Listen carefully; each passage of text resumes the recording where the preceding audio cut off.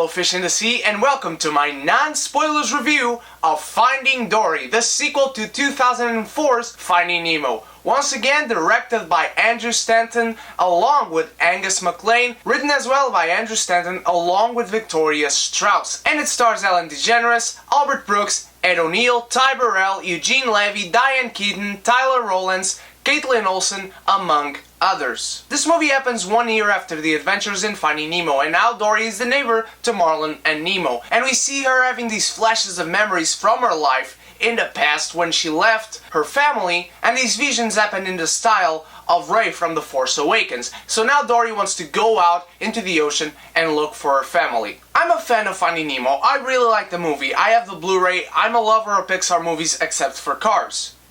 Both movies. They suck. But Finding Nemo is nowhere near my most beloved Pixar movie, it's far from it. Due to that and to the fact that the trailers were not that good or anything special, I can't say I wasn't looking forward to this movie. However, I was not hyped.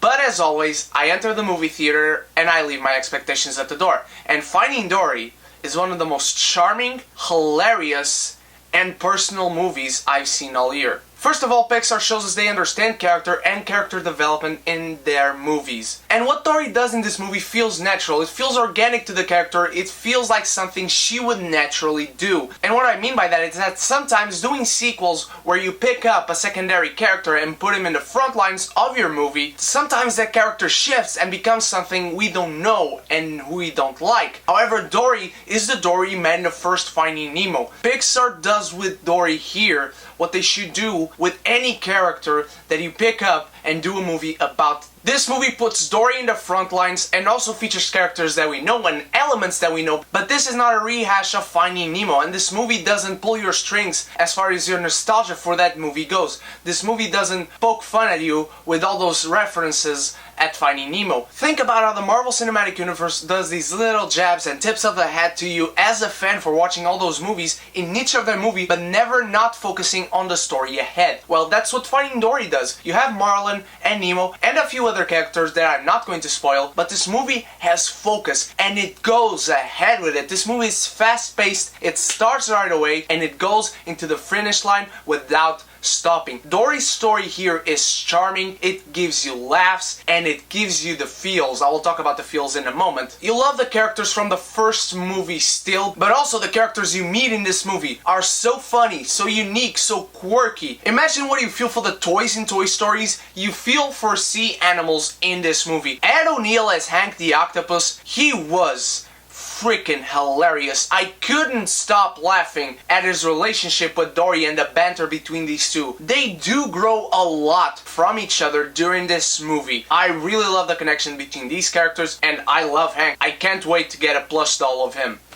Truly. Marlin and Nemo have their participation, and their bond as father and son also grows, learning still lessons from the movie before. And that is a good thing, just not to leave them there doing nothing and feel forced, shoehorned into this movie. I am not going to spoil anything for you. I can't say much more of the story without spoiling, but one big thing about this movie that I really loved is that it doesn't have a villain. And throughout the movie, I did not miss a villain one bit. This was a story for Dory. It was for Dory to find out who she is, where she came from, her parents, her life. And you feel for this character because in the first movie, she kind of annoys you, and putting yourself in her place, you would want people to help you and not be angry at you because you don't control that loss of memory that she has. And I think this movie does elegantly a very good commentary on people with special necessities like Dory, people with autism, especially kids. I think this movie is a movie we would show to a cousin or a brother or a son or daughter you might have that has special needs and suffers through things that can kind of annoy people as they socialize with them. And this movie gives you lessons that I will talk about in my spoilers review tomorrow that are so great and are so elegantly sent to you. This movie doesn't put those lessons in your face, doesn't shoehorn anything that doesn't need to be in this movie. Didn't talk about the animation. The animation is gorgeous. It's Pixar. I'm not going to tell you anything you don't already know about the animation. If I tell you the animation is great and that is a spoiler, well, I'm sorry, the animation is phenomenal because it's Pixar. It's funny, it's charming, it's sad, oh my god, the feels. Pixar goes out to you and stabs you in the back with feels. In the middle of the movie, they stop on their journey a little bit to shoot you in the gut, and around the end of the movie, they stop once again for one little second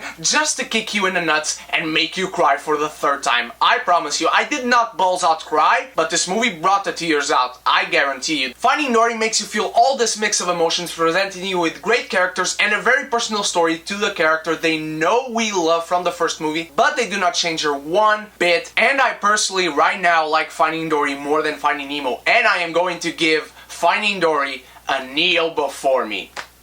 Also, the short movie before Finding Dory is really, really cute. But what did you think of Finding Dory? Have you seen it? What do you think about Finding Nemo? Is it one of your favorite Pixar films? Is it not? How do you rate Finding Nemo on the top 10 Pixar scale? Let me know all of that in the comments below. And as you go down there, go to my Facebook and my Instagram, to which there are links in the description below, and stalk me on the internet. And if you haven't yet, please click the little subscribe button below the video box and join our beautiful geeky community so we can be geeky, united. I am right now on 170 subscribers. Tomorrow there will be a special announcement in which I hope I can count on all of you guys. You guys can also start leaving me your questions for my hashtag Legends of Tarzan Q&A if you haven't yet. And you can ask me questions about anything you want. Doesn't have to be about the movie or about Tarzan particularly. Just ask me anything you want, but just remember to hashtag Legend of Tarzan Q&A. And if you haven't heard yet, there will be a link to my previous video, which is my Sing Street movie review right here. Thank you so much for watching. I hope you enjoyed my Finding Dory non-spoilers review. Stay tuned for the spoilers review coming tomorrow. And if you haven't watched the movie by then, please put it in your watch later list and come back once you've seen it. As I said, right here is the link to my previous video, which is my Sing Street movie review. And on this coming week, many more movie reviews to come, such as Independence Day Resurgence. Really can't wait for that movie, and I will upload a review as fast as I can. And of course, I will see you guys in all those special videos and reviews. Cheers!